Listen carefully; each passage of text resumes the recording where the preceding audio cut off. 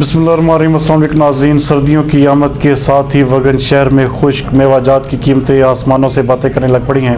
हमारे नुमाइंदा खसूसी अली गुल मगरी के मुताबिक एक तरफ खुश्क मेवाजात की मांग में इजाफा हुआ है, जबकि दूसरी जानब इनकी कीमतों में इजाफे ने गरीब और निचले तबके के लोगों से खुश्क मेवाजात को ख़रीदने से दूर कर दिया है और अब खुश्क मेवाजात का इस्तेमाल गरीब लोगों के लिए एक ख्वाब नजर आता है।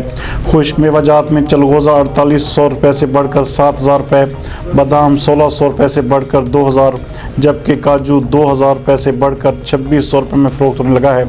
इसी तरह अखरोट, पिस्ता, खजूर और मूंगफली की कीमतों में एक ही हफ्ते के दौरान 120% इजाफा हो चुका है, जिसकी वजह से गरीब और निचला तबका परेशान नजर आता है। इस महंगाई ने अल्लाह ताला की अता करदा नेमतों से भी आम आदमी को महरूम कर दिया है।